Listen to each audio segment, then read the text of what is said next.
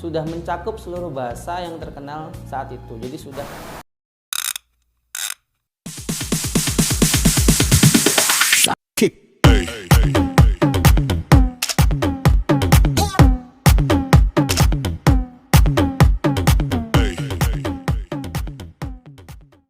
Bismillahirrahmanirrahim. Assalamualaikum warahmatullahi wabarakatuh. Berjumpa lagi dalam channel Pak Dol si Jenderal Kancil. Kali ini Pak Dol akan membahas sebuah materi ulumul Quran, yaitu materi tentang turunnya Al-Quran dalam 7 huruf. Nah, apa itu 7 huruf yang dimaksud? Sebelum Pak Dol lanjut, alangkah baiknya jika kalian like, komen, share, dan subscribe terlebih dahulu, serta tekan tombol loncengnya agar Pak Dol selalu semangat update video-video terbaru untuk kalian. Oke, turunnya Al-Quran dalam 7 huruf. Bangsa Arab itu merupakan bangsa yang paling dominan di antara beberapa suku yang sporadis di sepanjang Jazirah Arab. Nah, setiap suku mempunyai format dialek atau format lahjah yang khas dan berbeda-beda satu dengan lainnya. Nah, perbedaan ini terjadi karena adanya perbedaan letak geografis dan sosiokultural dari setiap suku. Nah, selain perbedaan dialek ini, bangsa Arab juga menjadikan bahasa Quraisy itu sebagai bahasa utama atau bahasa bersama. Nah, bahasa Quraisy dijadikan bahasa alat untuk komunikasi saat itu. Jadi dengan banyaknya dialek itu, mereka juga menetapkan satu bahasa umum untuk semuanya, yaitu bahasa Quraisy yang digunakan untuk berbagai kegiatan, misalnya sebagai alat komunikasi saat berniaga, kemudian ketika mengunjungi Ka'bah, dan kegiatan-kegiatan lainnya. Nah, dari sana kita bisa tahu bahwasanya diturunkannya Al-Quran dengan memakai bahasa Quraisy itu secara alternatif dapat dipahami bahwa dengan perantaraan bahasa Quraisy, Al-Quran dapat memperlihatkan kemukjizatan. Jadi dengan bahasa Quraisy atau bahasa utama Al-Quran ini, maka Al-Quran itu bisa menunjukkan kemukjizatannya kepada manusia. Nah, yang dengannya saat itu bangsa Arab atau suku Quraisy itu juga ahli dalam sastra, syair dan berbagai macam hal tentang kebahasaan. Nah, tapi dengan kalimat itu pun mereka tidak mampu membuat hal yang sama dengan Al-Quran. Nah, jadi ketika bahasa mereka yang berbeda-beda satu dengan lainnya, Al-Quran sebagai mukjizat dan untuk menyempurnakan mukjizatannya itu, maka turunlah Al-Quran itu dalam bahasa yang utama ini tadi, yang mudah dipahami serta dihafal oleh manusia saat itu, bahkan saat ini juga. Nah, yang mana bahasa Al-Quran ini atau bahasa yang digunakan dalam Al-Quran ini sudah mencakup seluruh bahasa yang terkenal saat itu. Jadi sudah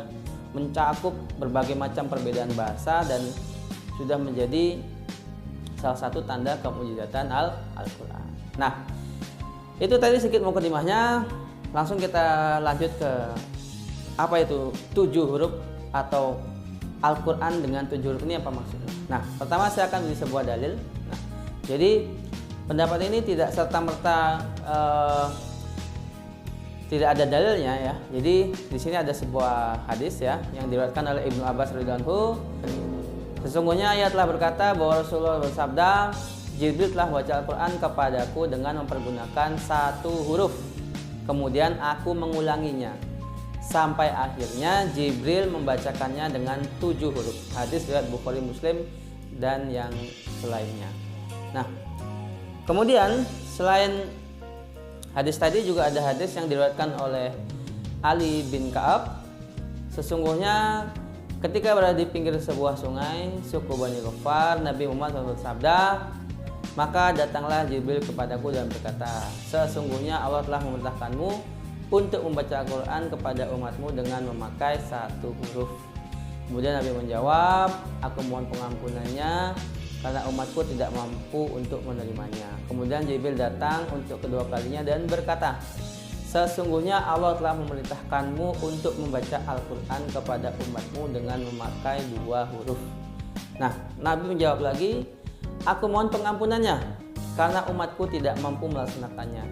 Jibril datang untuk ketiga kalinya dan berkata, sesungguhnya Allah telah memerintahkanmu untuk menyampaikan Al-Quran kepada umatmu dengan memakai 3 huruf. Nabi menjawab, aku mohon pengampunannya karena umatku tidak mampu untuk menerimanya.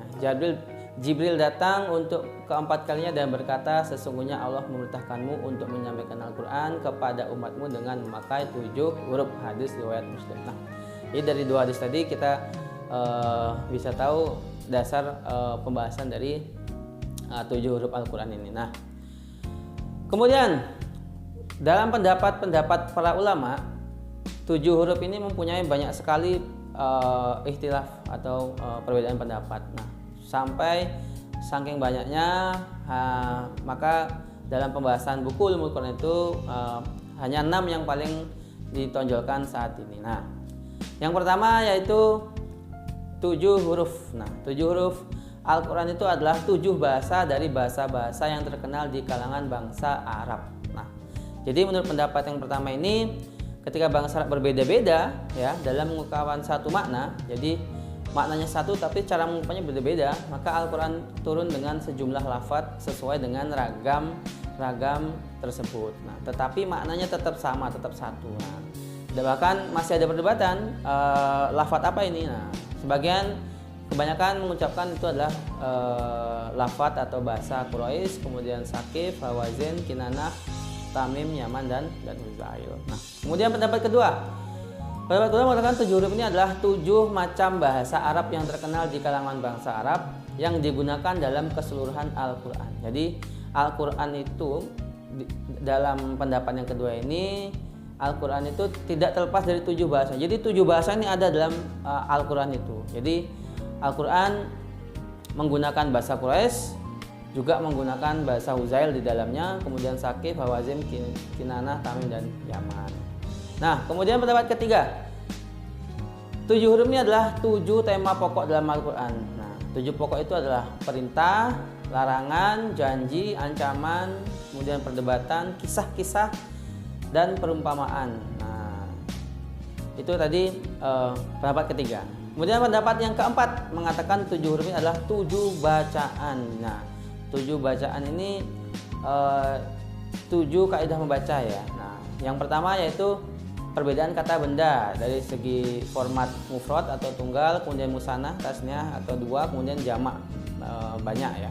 Kemudian kedua, perbedaan dalam tasriful af'al atau perubahan kata kerja. Jadi dari bentuk mudhari', bentuk madi dan bentuk amr. Kemudian yang ketiga dari segi perubahan harokatnya. Nah, jadi atau secara i'rabnya. Nah, kemudian yang keempat, perbedaan dari segi pengurangan dan penambahan. Kemudian kelima, perbedaan dari segi mendahulukan dan mengakhirkan. Dan yang keenam yaitu perbedaan dari segi penggantian atau ibdal. Nah, selanjutnya yang ketujuh yaitu perbedaan dari segi cara membacanya. Jadi perbedaan dari segi cara membaca, seperti dalam bentuk penebalan, tafkhim, kemudian penipisan, tarkik, imalah, kemudian jelas dan dengung atau idgham. Nah, itu pendapat yang keempat tentang 7 huruf. Kemudian pendapat yang kelima mengatakan bahwa 7 huruf ini adalah tidak mengandung pemahaman apa-apa, dan ini hanya merupakan lambang orang Arab yang menunjukkan sempurnanya sesuatu. Jadi Al-Quran itu dianggap sempurna dengan istilah 7 huruf tadi. Kemudian yang keenam, yang terakhir yaitu 7 huruf adalah yang dimaksud adalah qiraah sab'ah. Nah, dari 6 pendapat ini para ulama mengatakan bahwasanya yang paling sahih atau yang paling jelas atau yang paling benar pendapatnya adalah pendapat yang pertama. Jadi yang mengatakan bahwasanya Al-Quran itu diturunkan dalam 7 huruf itu adalah 7 macam dialek bahasa.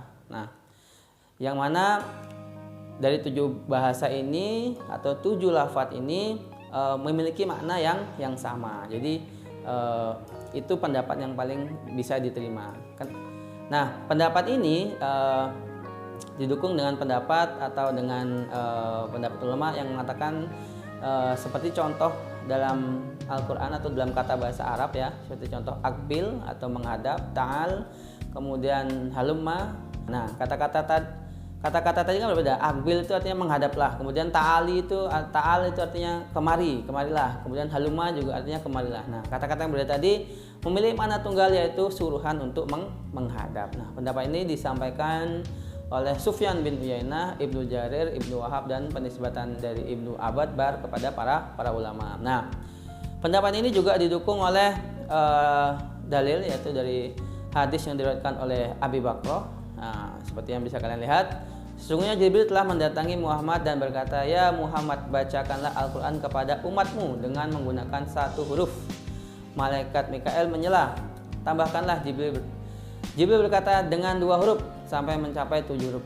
Nah, Jibril berkata, "Kesemuanya memberikan syafaat dan cukup, tidak dicantumkan ayat rahmat kecuali disertakan pula ayat azab.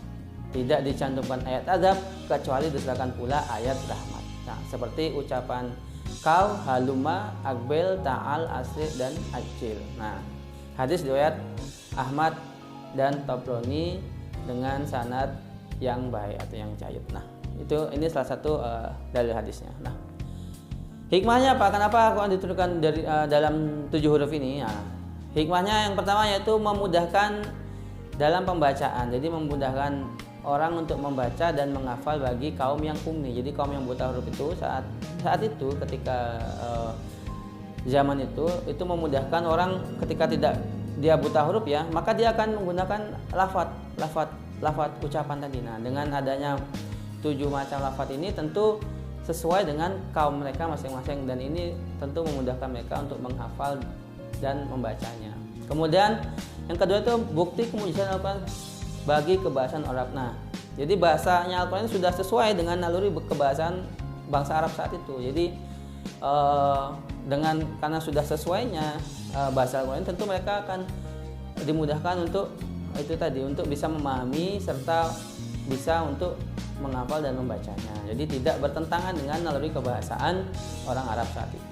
Kemudian kemujizatan Al-Quran dalam aspek makna dan hukum-hukumnya. Nah, jadi maksudnya ini adalah Al-Quran dalam perbedaan lafaz dan huruf atau perubahan-perubahan lafaznya dan hurufnya itu tentu bisa menghasilkan hukum-hukum. Nah, tentu hukum-hukum ini selalu bisa menjadi rujukan di setiap zaman lagi. Jadi Al-Quran itu akan terus sesuai terus dengan zaman hingga nanti hari kiamat nanti. Nah, itu tadi pembahasan tentang diturunkan Al-Quran dalam 7 huruf. Itu yang bisa Pak Dul sampaikan. Kurang lebihnya Pak Dul mohon maaf. Terima kasih. Assalamualaikum warahmatullahi wabarakatuh.